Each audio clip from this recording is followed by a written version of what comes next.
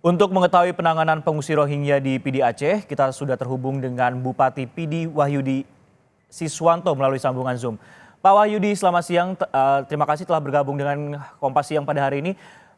Pertanyaannya adalah bagaimana kemudian sikap dari Pemkab PD atas kedatangan pengungsi Rohingya saat ini? Dan kedatangan pada pagi ini berarti gelombang kelima, Pak Wahyudi?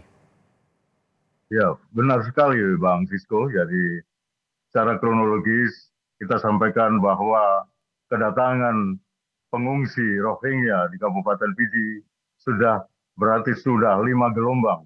Gelombang pertama itu pada tanggal 26 Desember 2022, gelombang kedua pada tanggal 14 November 2023, dan pada gelombang ketiga pada 15 November 2023, dan gelombang keempat pada tanggal 19 November 2023, dan gelombang terakhir, gelombang kelima, tadi pagi dini hari jam setengah 4 pagi, berarti tanggal 10 Desember 2023. Demikian Bang Sisko.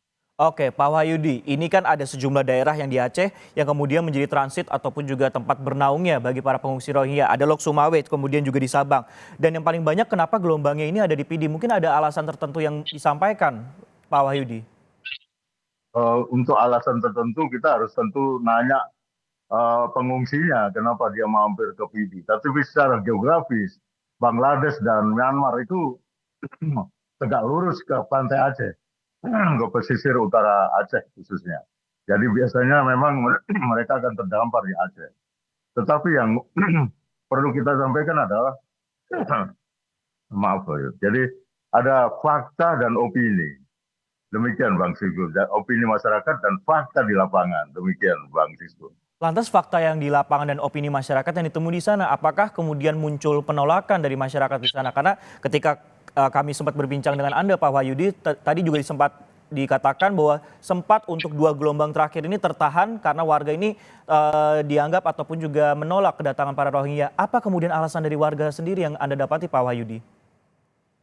Betul sekali. Jadi pada gelombang pertama itu sekitar 174 pengungsi Rohingya itu terdampar di Lawang, Kabupaten Pidi, Kecamatan Lawang.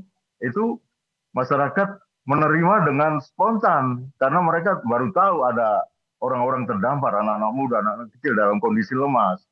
Itu fakta. Jadi mereka langsung membantu, memberi baju, memberi pakaian secara spontan. Tetapi dalam perkembangannya, dalam beberapa hari kemudian, mereka mendapati baju-baju yang disumbangkan itu dibuang-buang.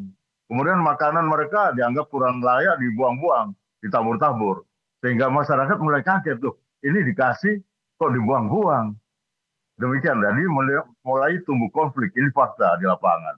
Kemudian kita carikan tempat penampungan sementara karena konflik mulai makin meruncing.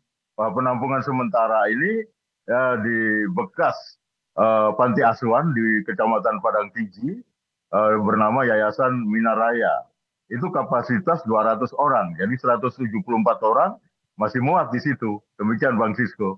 Baik, ada kemudian opini yang berkembang di masyarakat terkait kemudian temuan setelah pertama kali tiba pada 29 Desember 2022 menerima secara spontan, tapi respon yang diberikan ini kurang cukup baik seperti itu.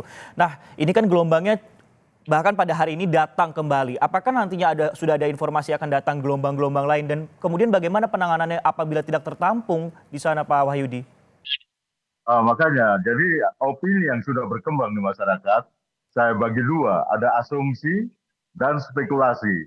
Asumsi adalah mereka masyarakat PD khususnya itu sudah menebak akan muncul ribuan lagi pengungsi. Itu asumsi mereka yang dibicarakan di kalangan masyarakat. Spekulasi mereka, mereka ini pasti ada skenario. Kalau nggak people smuggling, pasti human trafficking. Itu sudah berkembang di kalangan masyarakat Kabupaten Pidi, Pak Sisko. Demikian. Baik, terakhir Pak Wahyudi, tadi kan juga disebutkan ada asumsi dan spekulasi. Lantas apa yang kemudian harus dilakukan Bapak sendiri ataupun juga pemerintah setempat sendiri untuk mengatasi antara asumsi dan juga spekulasi dari masyarakat Rohingya yang tiba? Secara singkat Pak Wahyudi. Betul, jadi spekulasi ini sudah mengindikasikan tumbuhnya konflik yang semakin meruncing antara masyarakat Kabupaten Pidi dengan pengungsi Rohingya. Sehingga untuk gelombang keempat dan kelima yang terakhir ini, saya perintahkan untuk stop di bibir pantai, jangan bergabung dengan masyarakat.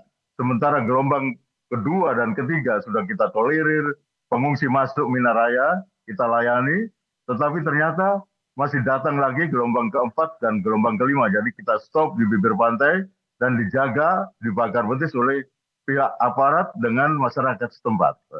Demikian Bang Sisko. Baik, lebih diperketat untuk masuknya para pengungsi Rohingya yang masuk, khususnya di daerah Pidi Aceh. Terima kasih atas update terkininya dan telah bergabung di Kompas Siang bersama kami, Bupati Pidi, yaitu Wahyudi Adi Siswanto. Terima kasih Bapak.